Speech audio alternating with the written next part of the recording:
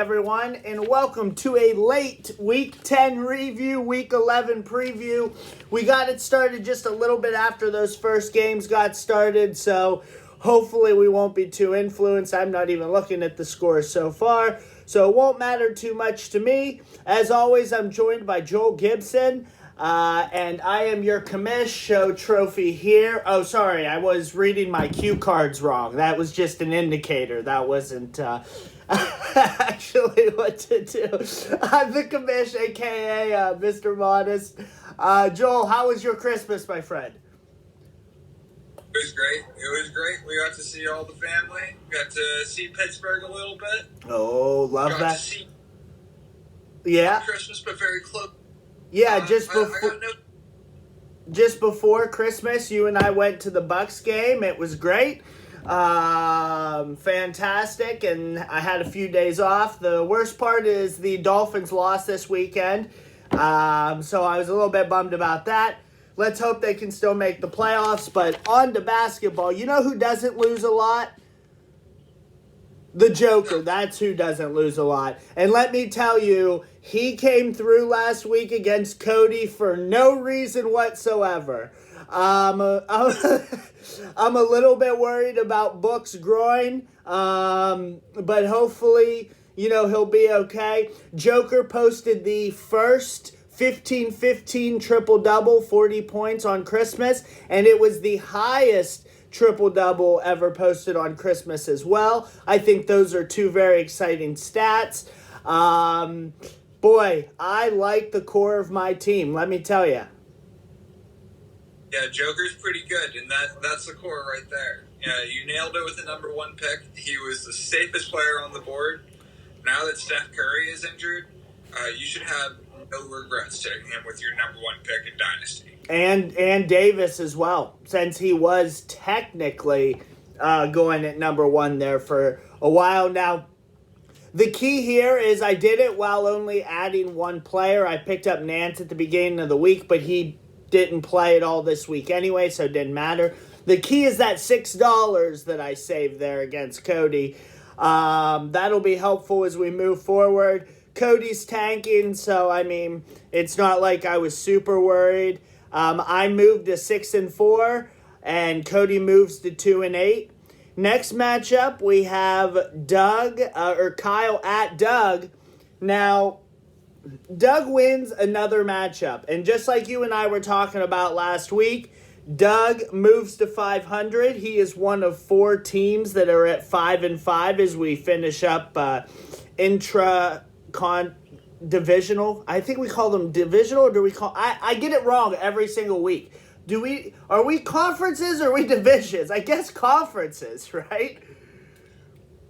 I thought it was divisions. Excellent. I'm going to mess it up for the rest of the time anyway. So today we're doing divisions. Doug beats Kyle. Kyle moves to 4-6. Doug moves to 5-4. Shout out to Doug. Man, he just keeps winning.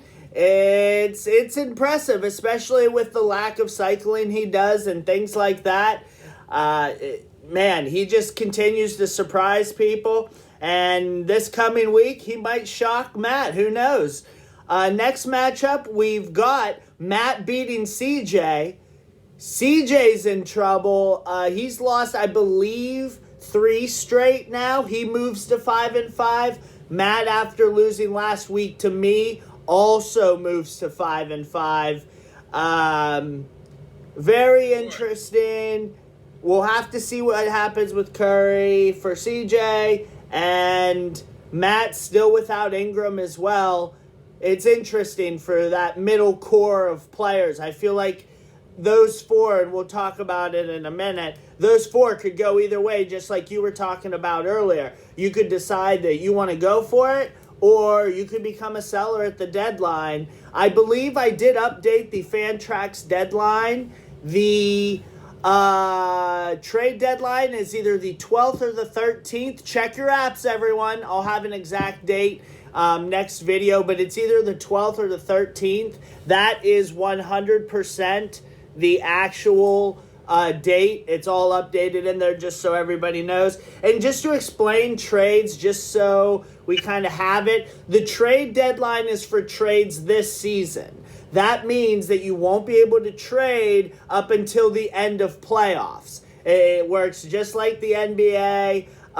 You can trade the day after the playoffs if you want to, but from the trade deadline through the end of playoffs, and I mean our playoffs, our actual playoffs, not the NBA playoffs, our playoffs. So the day after the championship, you'll be eligible to trade your players.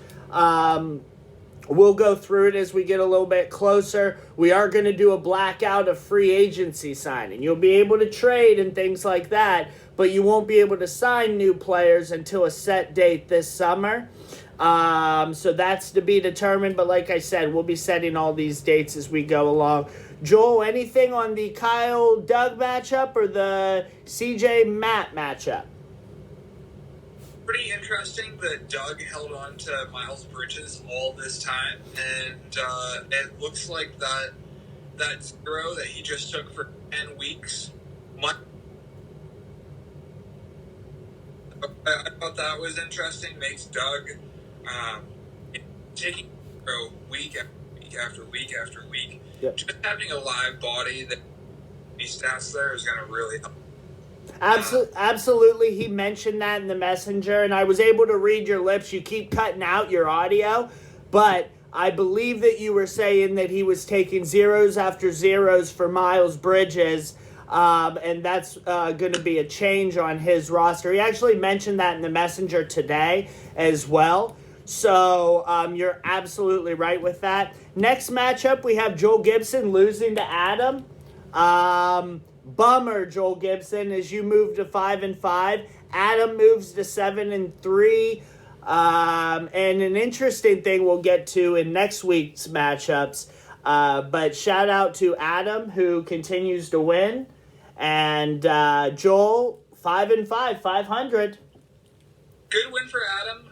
He had the player advantage on me every day except for one, which made it pretty tough. But needless to say, he got it done. I'm 5-5, teetering right in that middle.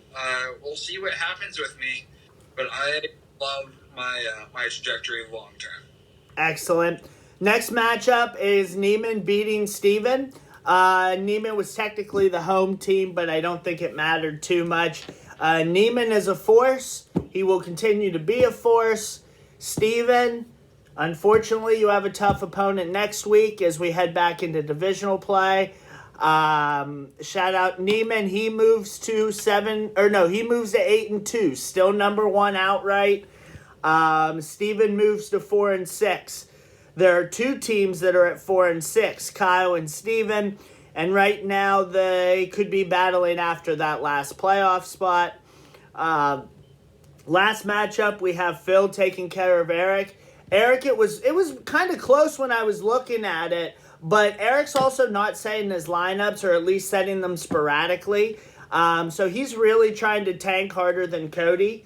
And that could have probably stopped him against Phil this week. We got to remember, Phil's in trouble without Davis. I mean, I compared his lines, and they took a little bit of a hit this week, that's for sure. There was also one less day this week since nobody played on Christmas Eve. So it's tough to analyze those lines week to week with one less day and also injuries that players may have.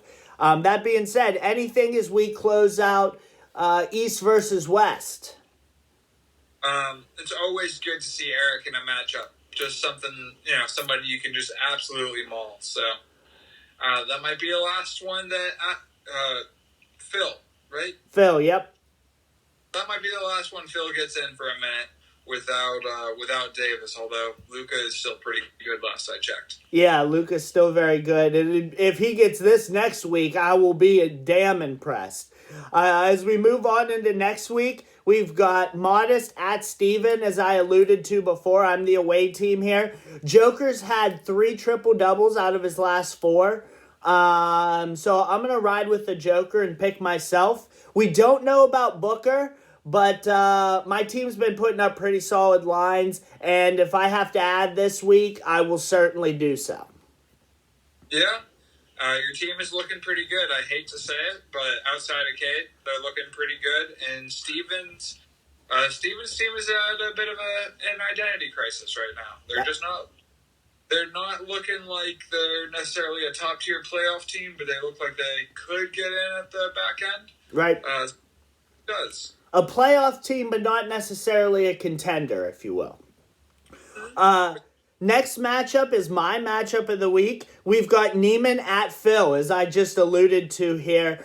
Now, two teams are at 7-3. That's Phil and Adam. They are one win ahead of me for the top three, Neiman, Phil, and Adam. The interesting thing is, Adam never played Phil this season. They're in different divisions, and there was one set of players that didn't play each other. We only had 5 weeks of interdivisional play.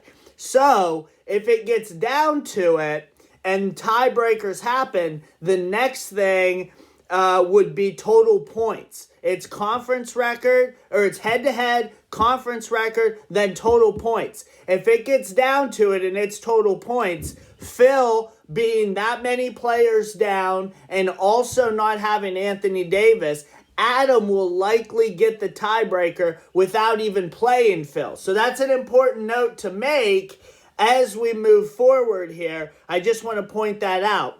Now, as for this matchup, I'm going to take Neiman over Phil. Without AD, if Phil can beat Neiman, he will definitely go to number one on my board without a doubt. Even without AD, proving it will be extremely interesting. But I think Neiman gets the job done here. Yeah, I think Neiman's going to get it done too.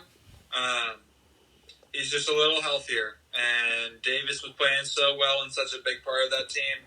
It's tough to see him go down for at least a month, I think it is. Absolutely. And you picked me as well against Steven, correct? Correct. All right. And then the number 2 game of the week is Matt at Doug. This is extremely interesting because both teams are 5-5. If Doug can pull off another one while Adam's a little banged up with Ingram, I am going to be shocked here. Doug tends to win when I pick against him, even though I picked against him I picked with him last week.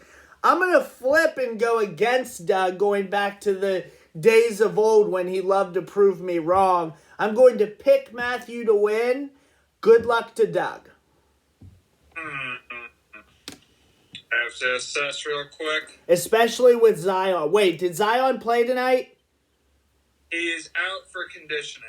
Ah, okay, so that improves Val as well. Oh, man, it would be a real bummer it'd be a real positive if Matt had Ingram back. Yeah, I'm sticking with it, though. I'm going to pick Matt, and good luck, Doug. I'm picking Doug because, fuck you. Okay.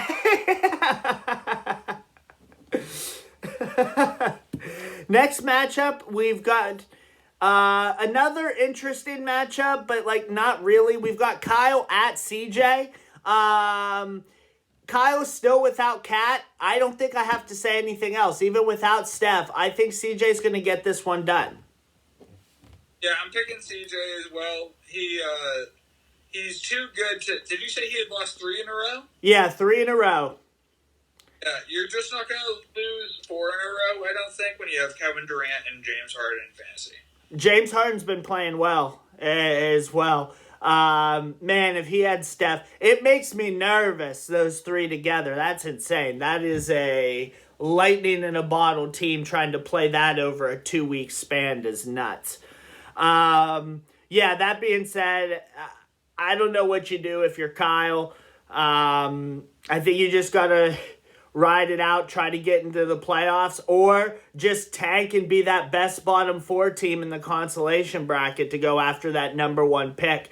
That's extremely interesting if you have a pick for next season. I don't have a pick for the next 4 years, so I don't give a shit. I just want to remind everybody that number 1 pick is determined by the winner of the consolation bracket. So if you're tanking, you can get the bottom or the lowest seed, but the only way to get the number 1 seed is to win the consolation bracket. So let's say, for the sake of argument, Cody finishes at 12, right, in the standings. If he does not win the consolation bracket, he technically will get the 11th pick, or his team will get the 11th pick, depending on where his first round is. So that's got to be clear as well. There is something worth playing for in the consolation bracket. Next matchup is, we only have 2 left, and both are kind of sleepers here. Cody at Joel. Now, Joel, you're healthy enough. You're going to beat Cody. He doesn't add or do anything. I assume that you'll be paying attention enough to add even without Middleton. If you need to, I would assume that you do. You're the home team as well. So I'm picking Joel. Yeah, I'm picking myself as well. I could really use a win. And Cody is just what the doctor ordered this week. All right, and with that being said, according to our matchups here, there are 4 teams that are 5-5. We've picked CJ, Joel, and then the Matt Doug matchup. We both picked differently. I technically picked Matt. You picked Doug. So we'll see which of those 4 lose out. It'll come down to that Matt Doug game. So that is an extremely, extremely large game, and I'm really looking forward to see if Doug maybe comes out of the cycle works. He's there at the end of the year. All of a sudden, he comes out of nowhere, and he's got Rob Will back. It's extremely interesting to see if Doug starts churning. Last matchup is Adam at Eric. Adam's going to win this matchup. And although Bam was out today, as far as a non-COVID related illness, so I think he'll be just fine. Like 5 players for Eric. Yeah, and Eric would also have to set his lineups as well. Not only would he have to be down 5 players, Eric will have to set his lineups as well. Yeah, so we're back to divisional play, and this is, like I said, extremely important. Head-to-head is the number 1 tiebreaker. Divisional play is next. If that is still tied after those 2, it goes to total points scored. So divisional records count, and head-to-head is most important. And as you get into these divisional plays, if you lost to that player last time, you definitely want to even it up this time around. And, yeah, that's it. Anything else from you, Joel Gibson? No, good luck, everyone, this week. Merry Christmas. Yep, and I believe that Sunday is January 2nd, correct? So is this going to be the Happy New Year as well? I can't do the math right in my head here, but I believe that the 1st is the Saturday, right? Or is the 1st the 31st? Or Saturday the 31st is 1st the 31st. Holy shit. Hold on. If I find this before you, you should be embarrassed. Sunday is the 1st. I had to sneeze, motherfucker. All right, so then Happy New Year to everybody as well. We'll try to get back on it Sunday. Travel plans. Like I told you guys before, I could have done it myself last night, but if Joel's going to be available to do it the next day, I really feel like we get more out of these videos if we're both doing it, and especially if we can get it done before, most of the players go on Monday. It won't influence us too much. So thanks for joining. As always, Joel Gibson, Week 11 coming up. Good luck, everybody. Good luck, everybody. See ya.